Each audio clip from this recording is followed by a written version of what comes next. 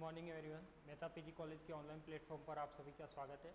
Unit number first में अपन ने second chapter start किया था। सेकंड चैप्टर में इलेक्ट्रिक फील्ड के बेस पे देखा था। सबसे पहले तो देखा था कि एन डिस्क्रीट चार्ज होता है, उसकी पोटेंशियल एनर्जी कैसे निकाली जाती है। तो फर्स्ट अपन ने देखा था कि स्थितिज ऊर्जा क्या होती है, विभव क्या होता है, इलेक्ट्रिक फील्ड कैसे निकालते हैं, फोर्स क्या होता है, फोर्स के बेस में इलेक्ट्रिक फील्ड कैसे निकाला जाता है, इलेक्ट्रिक फील्ड के बेस पे पोटेंशियल एनर्जी कैसे निकाली जाती है। दो आवेश थे, दो आवेश के बीच में जो पोटेंशियल एनर्जी होती है वो अपन ने निकाली थी। तीन आवेश था, उसके बीच लिए जो पोटेंशियल एनर्जी होती है वो निकाली थी। उसके बाद लास्ट में अपन ने देखा था कि दो आवेश का हो गया, तीन आवेश का हो गया। उसके बाद अपन ने एन आवेश का देखा था कि एन आवेश के लिए पोटेंशियल एनर्जी कैसे निकाली जाती है।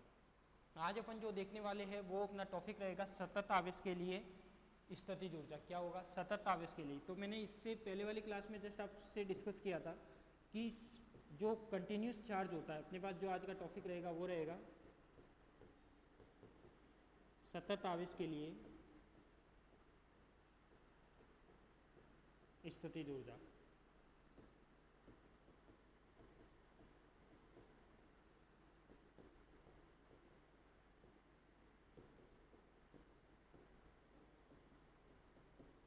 ये रहेगा अपने पास सतत आवेश के लिए स्थितिज ऊर्जा। इसी की अपन क्या करेंगे, बात करेंगे। जब अपन ने देखा था कि सतत आवेश होता है तो सतत आवेश कहाँ पर होगा, तो वहाँ पर चार्ज डेंसिटी डिफाइन होगी। तो मैंने आपको तीन टर्म बताई थी, एक तो linear charge density, surface charge density और वॉल्यूम चार्ज डेंसिटी। तो अपन को पता है कि तो इसमें अपन सतत आवेश के लिए क्या निकालते हैं, स्थितिज ऊर्जा का व्यंजक निकालेंगे। तो वो कैसे आएगा उसकी बात करते हैं। फर्स्ट अपन देखते हैं स्थितिज ऊर्जा के लिए क्या आएगा। जो अपना टॉपिक है वो है अपने पास सतत आवेश के लिए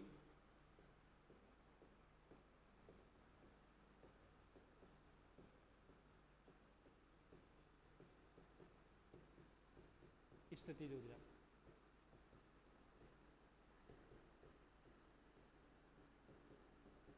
सतत आवेश के लिए स्थितिज ऊर्जा यानी continuous charge distribution for potential energy. अब सतत आवेश की बात करते हैं तो सबसे पहले तो मैं लेता हूँ रेखीय आवेश के लिए या रेखीय आवेश घनत्व के लिए। यदि मेरे पास कोई भी आवेश हो वो किस फॉर्म में हो, रेखिक फॉर्म में हो, तो मैं फर्स्ट पॉइंट लगा लेता हूँ कि कोई भी आवेश हो वो क्या हो, रेखिक आवेश के फॉर्म में हो।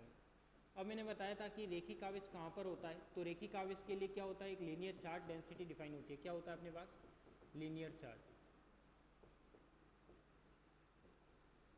क्या होता है अपने पास, लीनियर चार्ज। तो यहाँ पे अपन ने देखा था कि लीनियर चार्ज डेंसिटी होती है, उसके लिए क्या होता है, रेखीय आवेश घनत्व डिफाइन होता है। कैसे डिफाइन होता है, तो यहाँ पे अपन ने लिखा था कि इसका जो भी रेखीय आवेश घनत्व है वो निकालना है। तो कैसे निकालूंगा, इसको अपन इस तरीके से निकालते हैं। यहाँ पे अपन ने फर्स्ट कंसिडर किया था कि अपने पास कोई भी रेखीय आवेश घनत्व होना चाहिए। तो रेखीय आवेश घनत्व के लिए अपने पास क्या चाहिए, कोई पॉइंट चार्ज चाहिए या कोई रेखीय आवेश चाहिए। तो यहाँ से मैं बना सकता हूँ कि कोई भी मैं एक रेखिक आवेश बना लेता हूँ।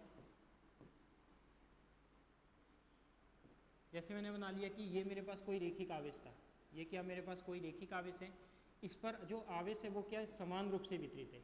क्या है आपके पास, यदि जो आवेश है वो क्या है, समान रूप से वितरित है। तो ये अपन ने देखा था, इसकी जो लंबाई है वो कितनी है, कैपिटल एल है। तो वो मैंने कितनी मान ली, कैपिटल एल मान ली। इस पर जो आवेश है वो आवेश कितना है, क्यू है। तो वो मैंने पूरे समान रूप से इस पर आवेश क्यू क्या है, वितरित है। तो ये क्या हो जाएगा, क्यू हो जाएगा। तो इसकी सबसे पहले तो लीनियर चार्ज डेंसिटी लिखी थी। तो रेखीय आवेश घनत्व लिखा था अपन ने कि रेखीय आवेश घनत्व क्या होता है, लीनियर चार्ज डेंसिटी। तो वो अपन ने देखा था कि जो रेखीय आवेश घनत्व था वो क्या था, रेखीय आवेश घनत्व। रेखीय आवेश घनत्व की टर्म में मैंने काम में लिया था lambda is equal to Q upon में इसकी छड़ की लेंथ। अब ये रेखिक आवेश है यानी कोई रॉड हो सकती है, कोई छड़ हो सकती है, कोई वायर हो सकता है। ये सारी चीज़ें किस में आएगी, इस वाले में आएगी, रेखीय आवेश घनत्व में। तो यहाँ पे क्या हो जाएगा अपने पास, लैम्बडा इज इक्वल टू क्या हो जाएगा, क्यू बाई एल। यदि इसमें मैं अल्पांश ले लूँ, क्या ले लूँ मैं, अल्पांश। यानी मैंने कंसीडर कर लिया कि मैंने एक छोटा सा यहाँ पे क्या ले लिया, एक अल्पांश ले लिया, जिस पर चार्ज क्या हो जाएगा, डी क्यू हो जाएगा, इसकी लेंथ क्या हो जाएगी, डी एल हो जाएगी। तो यहाँ पे अल्पांश के लिए क्या आ जाएगा, अल्पांश के लिए आ जाएगा अपने पास lambda is equal to D Q upon में क्या हो जाएगा, डी एल।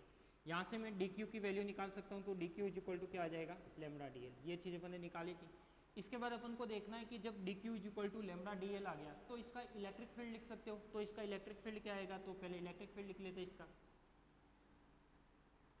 यदि मैं इसके इलेक्ट्रिक फील्ड की बात करता हूँ तो इलेक्ट्रिक फील्ड क्या आएगा वो देखते हैं। यदि अपन इसकी किसकी बात करें, इलेक्ट्रिक फील्ड की, तो देखो यहाँ पे इलेक्ट्रिक फील्ड के लिए क्या आएगा, किसी अल्पांश के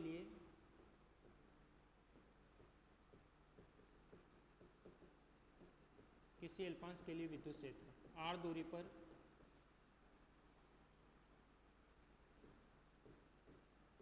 अब ये विद्युत क्षेत्र कहाँ पर निकलेगा, जो इलेक्ट्रिक फील्ड निकलेगा वो कहाँ पर निकलेगा, तो वो निकलेगा आपका कहाँ पर, यहाँ पर, कहाँ पर, जो अपन ने डायग्राम लिया है यहीं से मैं क्या ले लेता हूँ, कोई r डिस्टेंस ले लेता हूँ, क्या ले लेता हूँ, कोई r डिस्टेंस ले लेता हूँ। तो यहाँ पर कोई पॉइंट P है और यहाँ पर मुझे क्या निकालना है, इसका इलेक्ट्रिक फील्ड निकालना है। तो आप सभी जानते हो कि कोई मान लो कि एक ये dq है वो एक पॉइंट चार्ज की तरफ बिहेव कर रहा है। यदि ये पॉइंट चार्ज है तो पॉइंट चार्ज से P डिस्टेंस पर r दूरी पर जो इलेक्ट्रिक फील्ड होगा वो कितना होगा, kq/r², कितना होगा, kq/r²। तो यहाँ पे कितना आ जाएगा, यहाँ पे जो भी अपने पास इलेक्ट्रिक फील्ड आएगा वो क्या आएगा अपने पास, जो इलेक्ट्रिक फील्ड आएगा वो आ जाएगा अपने पास DE, क्या आ जाएगा अपने पास DE इज इक्वल टू आ जाएगा अपने पास क्या, 1/4πε0। तो क्या हो जाएगा 4πε0, साथ में क्या हो जाएगा अपने पास DQ अपॉन में क्या आता है r², यदि वेक्टर फॉर्म है तो क्या आ जाएगा r कैप, तो ये क्या हो जाएगा ई वेक्टर हो जाएगा।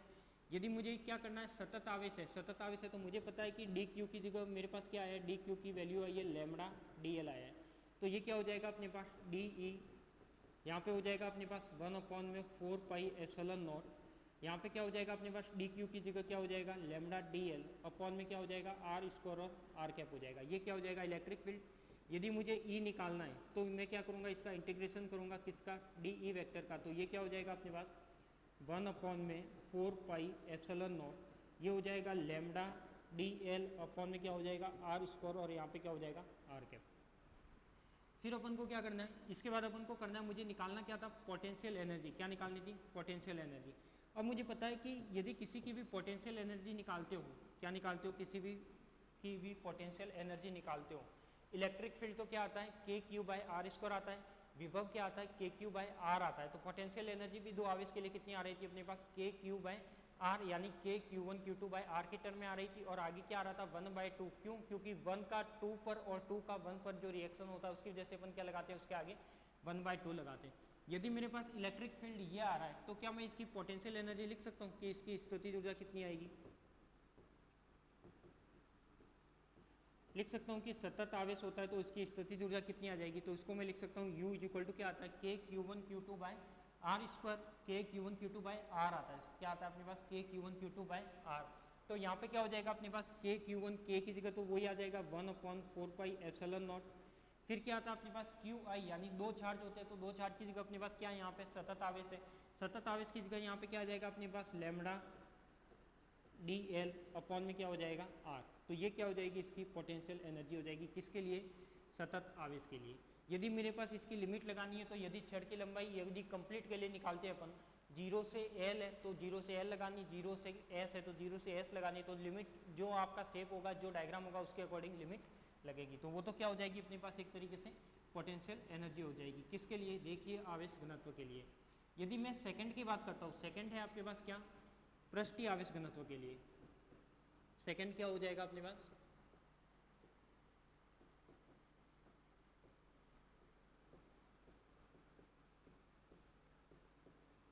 पृष्ठीय आवेश के लिए, या फिर मैं इसको कर देता हूँ ओनली पृष्ठीय आवेश, ठीक है।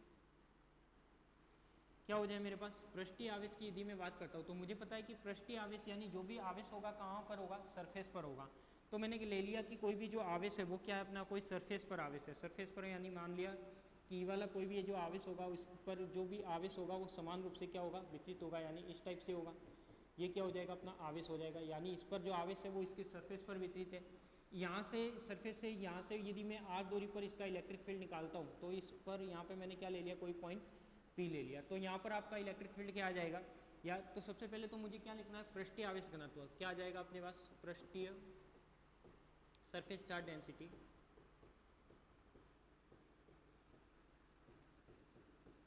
पृष्ठीय आवेश घनत्व क्या आ जाएगा अपने पास, सिग्मा इज इक्वल टू, यहाँ पे आ जाएगा sigma is equal to Q upon में A क्या है, यहाँ पे एरिया है, यानी प्रति एकांक सरफेस पर क्या होगा, या तो ds आएगा या dA आएगा।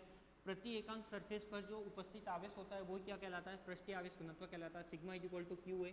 यदि मैं कह देता हूँ कि यहाँ पे कोई अल्पांश की बात कर ले, यानी मैंने कह दिया कि यहाँ पे कोई छोटा सा एक अल्पांश ले लिया जिस पर आवेश क्या था, समान रूप से वितरित था, तो अल्पांश के लिए क्या हो जाएगा, D Q is equal to sigma क्या हो जाएगा अपने पास, डी ए हो जाएगा।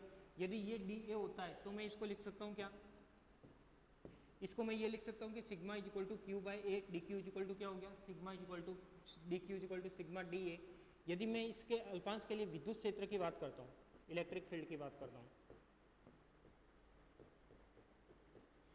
यदि इलेक्ट्रिक फील्ड की बात करेंगे तो इलेक्ट्रिक फील्ड क्या आएगा अपने पास, तो इलेक्ट्रिक फील्ड अपने पास आएगा क्या, मुझे पता है कि इलेक्ट्रिक फील्ड आता है D E is equal to 1/4 pi epsilon naught. यहाँ पे आता है डी क्यू अल्पांश है, अपॉन में क्या आ जाएगा, आर स्क्वायर आ जाएगा। तो यहाँ पे मैं लिख सकता हूँ कि इसका जो भी वैल्यू आएगी वो क्या आ जाएगी अपने पास, D E is equal to, ये वेक्टर फॉर्म है तो आर कैप लगा रखा है, तो यदि आर कैप लगाते हो तो ये क्या हो जाएगा वेक्टर, यदि आर वेक्टर लगाते हो तो नीचे क्या हो जाएगा R Q. D E is equal to हो जाएगा 1/4 पाई एप्सिलॉन नॉट, क्या हो जाएगा 4 पाई एप्सिलॉन नॉट। डी क्यू है तो डी क्यू की जगह क्या आ जाएगा, सिग्मा डी एस आ जाएगा, क्या आ जाएगा, सिग्मा डी ए है तो डी ए लिख लेना, यहाँ पे क्या आ जाएगा सिग्मा डी ए आ जाएगा। अपॉन में क्या आ जाएगा अपने पास, आर स्क्वायर है तो आर स्क्वायर की जगह क्या हो जाएगा आर स्क्वायर, और यहाँ पे क्या आ जाएगा आर कैप। यदि मुझे इलेक्ट्रिक फील्ड निकालना होता है तो इलेक्ट्रिक फील्ड निकालने के लिए क्या लिखता हूँ, D E vector is equal to हो जाएगा अपने पास 1/4 पाई एप्सिलॉन नॉट, यहाँ पे हो जाएगा सिग्मा डी ए, अपॉन में क्या हो जाएगा अपने पास आर स्क्वायर, और यहाँ पे भी क्या आ जाएगा अपने पास इंटीग्रल आ जाएगा, और यहाँ पे वेक्टर रहेगा तो वेक्टर। अब यदि E ऐसे निकाल सकते हैं तो अपन इसकी पोटेंशियल एनर्जी भी निकाल सकते हैं। तो पोटेंशियल एनर्जी क्या कहती है, इसकी स्थितिज ऊर्जा क्या आएगी, यदि इसकी मैं स्थितिज ऊर्जा की बात करता हूँ,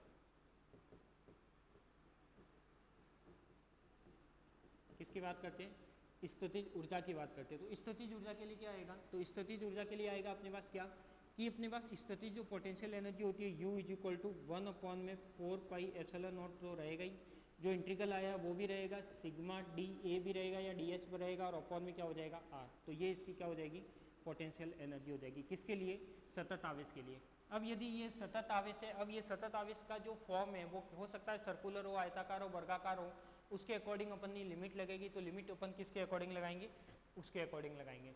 तो अपने पास ऐसा कोई भी शेप जिसमें क्या हो सतत आवेश हो, सतत आवेश पूरा का पूरा क्या होता है उसमें वितरित होता है किसी सरफेस पर। जैसे मैंने ले लिया कोई कंडक्टर, क्या ले लिया, कोई कंडक्टर यानी चालक ले लिया। चालक में मुझे पता है कि चालक के अंदर जो आवेश होता है वो कितना होता है, 0 होता है। तो उसका जो टोटल आवेश होगा वो कहाँ पर आएगा, यदि मैं उसको क्यू चार्ज को रख भी लूँ तो वो आवेश सीधा का सीधा कहाँ आ जाता है, उसके सरफेस पे आ जाता है। तो सेम वही बात करेगा कि यदि किसी सरफेस की बात करेगा तो सरफेस पर उपस्थित जो आवेश होगा उसके बेस पे मैं क्या निकाल सकता हूँ, इलेक्ट्रिक फील्ड निकाल सकता हूँ। इलेक्ट्रिक फील्ड के बेस पे मैं पोटेंशियल एनर्जी निकाल सकता हूँ। तो इस टाइप से इसकी पोटेंशियल एनर्जी आ जाएगी। अब यदि मैं ऐसे भी कह देखता हूँ कि जैसे n डिस्क्रीट चार्ज लिया था तो अपन ने 1/2 लगाया था, आगे क्या लगाया था 1/2 Q, Q1 Q2 Q2 Q3 Q3 Q1 ऐसे कॉम्बिनेशन बन रही थी, Q1 का Q2 पर और Q2 का Q1 पर। इस प्रॉब्लम को सॉल्व करने के लिए अपन ने अपॉन में क्या लगाया था 1/2 लगाया था यहाँ पे। तो यहाँ पे अपने पास यदि सतत आवेश है तो आप इसको डायरेक्ट इंटीग्रेट करोगे तो आपके पास जो भी सिग्मा होता है, जो समेशन होता है वो यहाँ से हटके क्या आ जाता है, इंटीग्रेट में कन्वर्ट हो जाता है। तो इस टाइप में भी लिख सकते हो। ऐसे का ऐसे में लिखता हूँ किसमें, थर्ड फॉर्म लिखते हैं अपन किसकी, थर्ड फॉर्म लिखेंगे कौन सी, पृष्ठीय आवेश घनत्व की। कौन सी, थर्ड आ जाएगा अपने पास आयतन आवेश, आयतन आवेश।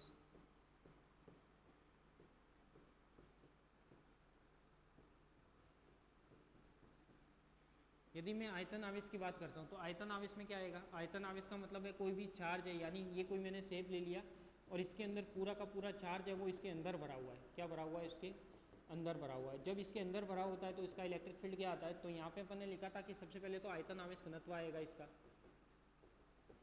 क्या आ जाएगा अपने पास, आयतन आवेश घनत्व आ जाएगा। आयतन आवेश घनत्व क्या होगा, rho is equal to Q by V होता है। क्या होता है, rho is equal to Q by V. तो मैं लिख सकता हूँ कि यदि अल्पांश के लिए बात करते हैं,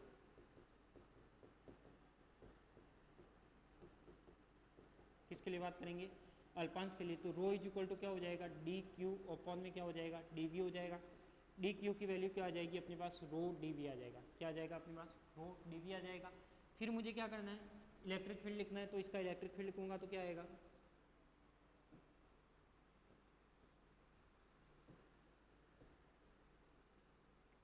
यदि मैं इसका इलेक्ट्रिक फील्ड लिखता हूँ यानी विद्युत क्षेत्र लिखता हूँ, तो विद्युत क्षेत्र मुझे पता है कि क्या आता है, वो आता है अपने पास D E vector is equal to क्या हो जाएगा अपने पास 1/4πε0, यहाँ पे हो जाएगा अपने पास क्या डी क्यू अपॉन में क्या होता है आर स्क्वायर और यहाँ पे हो जाएगा आर कैप। यदि मैं इसका इलेक्ट्रिक फील्ड ई की टर्म में लिखता हूँ या डी ई की टर्म में लिखता हूँ अल्पांश के लिए, तो वो हो जाएगा 1/4πε0, यहाँ पे क्या हो जाएगा डी क्यू है, डी क्यू की जगह क्या आ जाएगा अपने पास रो डी वी आ जाएगा अपॉन में आर स्क्वायर और यहाँ पे क्या आ जाएगा अपने पास आर कैप, ये वाली टर्म आ जाएगी। फिर अपन को क्या करना है, फिर अपन को करना है कि यहाँ पे मैंने ले लिया क्या D E is equal to क्या हो जाएगा 1/4πε0 रो डी वी। यदि मुझे ई निकालना है तो ई निकालना है तो यहाँ पर क्या हो जाएगा डी ई का इंटीग्रेट हो जाएगा, तो यहाँ भी क्या हो जाएगा अपने पास 1/4πε0, यहाँ पे हो जाएगा अपने पास रो डी वी अपॉन में क्या हो जाएगा अपने पास आर स्क्वायर और यहाँ पे क्या हो जाएगा आर कैप। तो इसको मैं लिख सकता हूँ क्या E vector is equal to क्या हो जाएगा अपने पास 1/4πε0, यहाँ पे हो जाएगा रो डी वी अपॉन में क्या हो जाएगा आर स्क्वायर और यहाँ पे इलेक्ट्रिक फील्ड वेक्टर है तो आर कैप। यदि इसकी मुझे पोटेंशियल एनर्जी लिखनी हो तो पोटेंशियल एनर्जी कैसे लिखूंगा, इसकी यदि मुझे स्थितिज ऊर्जा लिखनी है तो इसकी स्थितिज ऊर्जा कैसे लिखी जाएगी,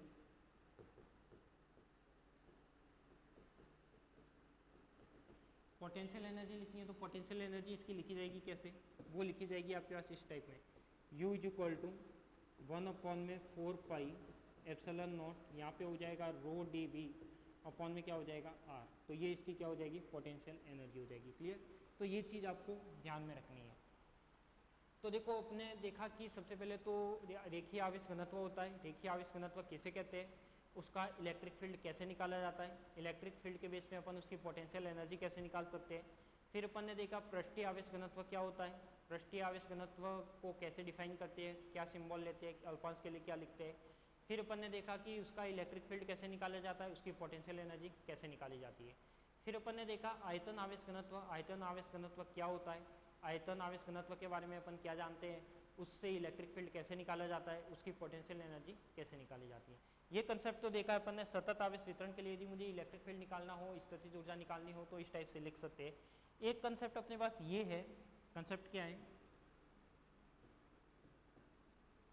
एक कंसेप्ट मेरे पास ये है कि यदि मेरे पास जैसे अपन ने जो पोटेंशियल एनर्जी का फॉर्मूला निकाला था वो क्या निकाला था 1/2 समेसन, यहाँ पे क्या आया था अपने पास के आया था और साथ में आया था क्यू जे अपॉन में क्या था अपने पास RIJ था। ये वाली इंस्टेंस ली थी किसमें, पोटेंशियल एनर्जी का जो एंड डिस्क्रीट चार्ज के लिए निकाला था वो ये वाली वैल्यू निकाली थी। अब इसी को मुझे यदि क्या करना है सतत आवेश के लिए वितरित करना है तो इसको मैं कर सकता हूँ। तो ये कैसे वितरित होगा अपने पास U इज इक्वल टू 1/2 1/4πε0 तो आएगा ही आएगा, साथ में जो समाकलन जो समेशन है वो किस में कन्वर्ट हो जाता है EG में, और यहाँ पे जो QI है तो इसकी जगह क्या आ जाएगा अपने पास QJ अपॉन में क्या हो जाएगा अपने पास RIJ। तो इसमें जो समेशन है ये वाला जो समेशन है वो किस में कन्वर्ट हो जाता है इंटीग्रल में कन्वर्ट हो जाता है। तो इंटीग्रल का मतलब है कि अब वहाँ पर जो IJ की वैल्यू है वो 1 2 3 डिस्क्रीट की फॉर्म में नहीं है, वो जो भी वैल्यू है किस फॉर्म में अपने पास सतत आवेश के फॉर्म में, यानी वो 0 से L लंबाई तक या 0 से R डिस्टेंस तक वेरी करेगा। क्या करेगा 0 से R लंबाई तक या 0 से L लंबाई तक क्या करेगा वेरी करेगा। तो वो सारी चीज़ें अपन को देखनी है। तो ये क्या हो जाएगा अपने पास एक तरीके से सतत आवेश के लिए स्थितिज ऊर्जा का व्यंजक हो जाएगा। तो यदि आपको पूछा जाता है कि सतत आवेश के लिए इस रेखीय आवेश घनत्व के टर्म में स्थितिज ऊर्जा निकालो, सतत आवेश के लिए आयतन आवेश घनत्व के लिए निकालो, या फिर पूछा जाता है सतत आवेश के लिए पोटेंशियल एनर्जी निकालो, किसकी फॉर्म में पृष्ठीय आवेश घनत्व के फॉर्म में। तो इस टाइप से अपन को निकालनी है। इसके बाद अपन जो भी पढ़ेंगे वो पढ़ेंगे। देखो अपन ने 2 टॉपिक कवर किए सेकंड चैप्टर के, एक तो किया है डिस्क्रीट चार्ज के लिए जो पोटेंशियल एनर्जी होती है वो, तो उसके लिए मैंने 2 आवेश के लिए निकाला था, 3 आवेश के लिए निकाला था, n आवेश के लिए निकाला था। फिर अपन ने देखा कि उसकी जो पोटेंशियल एनर्जी होती है वो सतत आवेश के लिए क्या आती है वो चीज़ देखी। इसके बाद अपन को देखना है कि जो इसकी कुछ एप्लीकेशन आएगी। जैसे अपने पास आता है कि एक समान रूप से आवेशित कोई गोला है उसमें उसकी पोटेंशियल एनर्जी कितनी होती है, तो आपने एक फार्मूला पढ़ा हुआ है 3/5 kQ/R। तो इस टाइप में वो एक फार्मूला आएगा और उसको अपन डिराइव करेंगे। तो उसी को डिराइव करने के लिए अपन उसकी बात क्या करेंगे, नेक्स्ट क्लास में करेंगे, ठीक है। तो अपन ने केवल आज की क्लास में यही डिफाइन किया है कि जो सतत आवेश होता है वो क्या होता है। तो देखो मैं एक बार स्लाइड के बेस पे बता देता हूँ अपन ने कहाँ से स्टार्टिंग की थी।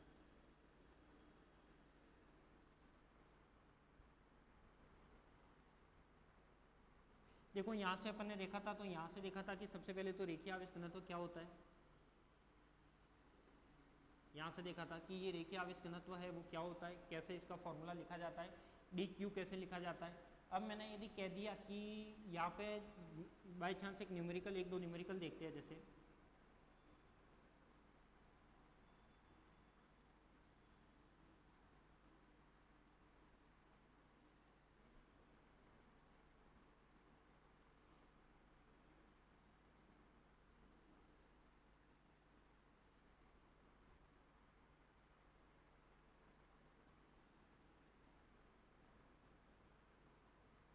देखो यदि कोई न्यूमेरिकल की बात करें, यदि किसी भी न्यूमेरिकल की मुझे क्या निकालनी हो, सरफेस चार्ज डेंसिटी निकालनी हो, तो वो कैसे निकालेंगे उसकी बात करते हैं।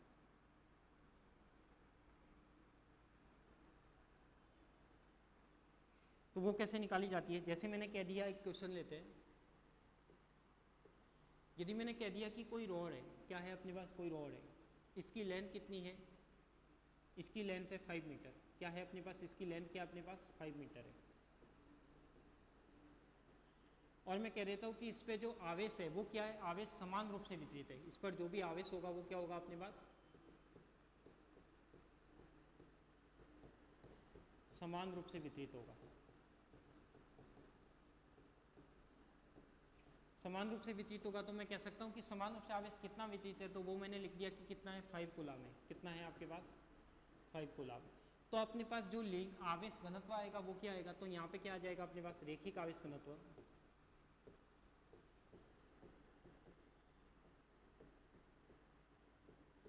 तो जो भी रेखीय आवेश घनत्व आएगा, लीनियर चार्ज डेंसिटी वो क्या आएगी,